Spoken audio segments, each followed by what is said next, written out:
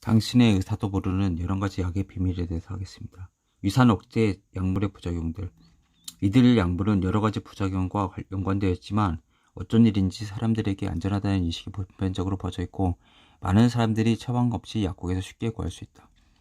하지만 이들 약물은 소화에 관계된 필수적인 신체 기능을 억제하기 때문에 소화장애를 일으키는 경우가 대단히 많으며 메스꺼움, 변비, 설사를 일으킬 수도 있다. 소화장애로 영양결핍이 생길 가능성도 있다. 그 외 알레르기 반응, 두통, 남성의 유방 확대, 타가메트와 잔탁의 경우. 특이하네요. 여유증 요즘 있잖아요. 여성형 유방. 물론 이제 비만으로 생기는 게 대다수죠. 근데 저는 사실 그것도 해요. 여성 유방 수술하면 그 흉터 치료를 하니까. 되게 독특한 부작용이 있네. 모발 손실, 현기증 등의 부작용이 있을 수가 있다. 약국에서 주는 광고 전단에서는 찾을 수 없는 유산 억제제에 관한 부가적인 문제 몇 가지를 여기에 소개해야 한다. 폐렴, 유산 억제제를 이용하는 사람들은 이들 약물을 전혀 사용하지 않았던 사람들에 비해 폐렴 발병률이 4.5배 높다. 유장 내에 유산이 없으면 장에서 나온 박테리아가 위쪽으로 이동할 수 있게 되어 목과 폐까지 이르러 감염을 유발한다. 우리가 사례도 들리잖아요. 그건 뭐 어떻게 됩니까? 그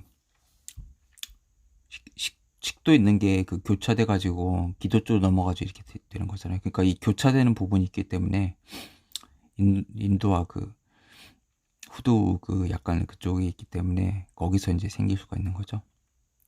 골절의 증가.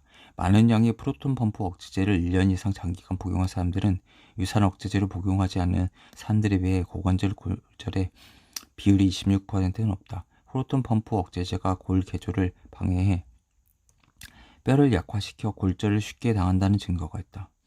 비타민 B12의 부족. 유산 억제 약물은 유산뿐 아니라 내재성 유해, 비타민 B12 흡수에 필요한 화합물의 분비를 감소시킨다. 비타민 B12의 결핍은 고령자에게서 가장 흔하게 나타나는 영양 결핍이다.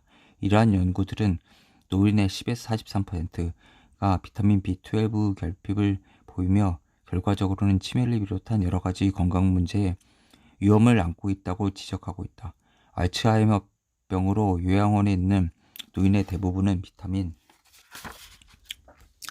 B12 결핍 증세를 가지고 있는 것으로 예상된다. 그러니까 종합 비타민제를 먹어줘야 되죠. 제산제 사용의 주의점. OTC 제산제는 속쓰림을 완화하기 위해 가끔 복용한 경우라면 보통 안전하고 효과적이다. 하지만 몇 가지 주의해야 할 점이 있다. 제산제를 남용하지 않도록 주의한다. 너무 자주 복용한다면 영양 흡수 불량, 과민성 대장 증상, 신장 결석과 같은 부작용을 낳을 수 있다. 더구나 제산제는 즉각적인 안정을 가져다 주기는 하지만 사용 후 3-4시간 동안 반동적 산분비, 엑시드 리바운드라고 알려진 작용을 촉진할 수 있다. 리바운드 현상이 뒤튀어 오르는 거죠. 예. 공을 이렇게 던졌을 때 땅에 던지면 이게 튀어오르잖아요. 스테로이드 리바운드가 제일 유명하죠.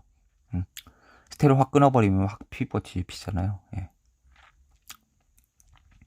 이는 신체가 더 많은 산을 분비함으로써 유산의 중화를 과다히 보상하려 하는 시도를 한다는 의미다. 그 몸에서는 손대면 더 나빠지는 거예요. 그 가만히 있습니까, 몸이? 이는 소화불량을 치료하는 데 문제가 되지 않겠지만 궤양의 치료를 지연시키는 역할을 한다. 중탄산 나트륨의 사용을 제한한 많은 사람들이 위산과 아다증을 완화시키기 위해 중탄산 나트륨, 베이킹소다를 복용한다. 예전에 민간요법으로 많이 먹었죠. 그러면 산을 딱 억제해버리니까 이게 중화를 시키잖아요. 중탄산 나트륨은 단기적으로는 유용하지만 자주 이용하거나 상용하면 나트륨 섭취를 불필요하게 높은 수준으로 늘리게 된다. 장기적인 투약은 전신의 알칼리 혈증, 몸 전체가 산도가 과다하게 높음을 유발해 결석의 형성이나 메스꺼움, 구토, 도통, 정신착란과 같은 합병증으로 이어질 수가 있다.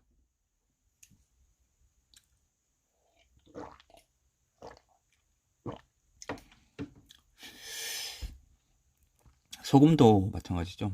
NaCl이잖아요. 그러면 염산이 HCl이잖아요. 그러면은 그 유산이 CL이 어디서 옵니까?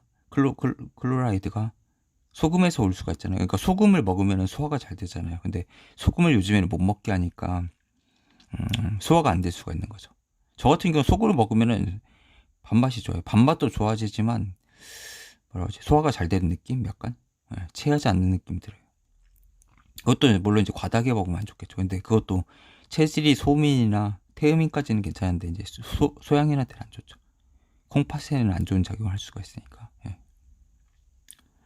알루미늄이 함유된 제산제를 피한다. 이러한 제품 멜록스, 롤레이스, 디젤, 마이렌타, 리오판 등들은 그 안에 함유된 알루미늄 때문에 장기적인 안정성의 문제를 가지고 있다. 알루미늄은 정신적 기능 손상은 물론 알츠하이머의 예방병. 알루미늄 호일로도 막 싸잖아요, 요즘에는. 좀 불안해요, 사실. 알루미늄 캔도 있고, 파킨슨병, 로게릭병, 근유직성 측석경화증이라고도 하죠. 과 같은 신경계 질환을 유발한다. 루게릭이 미국의 야구 선수였잖아요, 홈런화. 감귤류, 주스, 소다수와 같은 시트르산 공급원이 포함된 식사를 하는 경우 알루미늄이 흡수된다. 단기적인 혜택에 비해 잠재적인 위협이 훨씬 크기 때문에 알루미늄을 포함한 제산제를 따로 이용할 이유는 없다는 것이다. 여기입니다. 투약 지시를 따른다.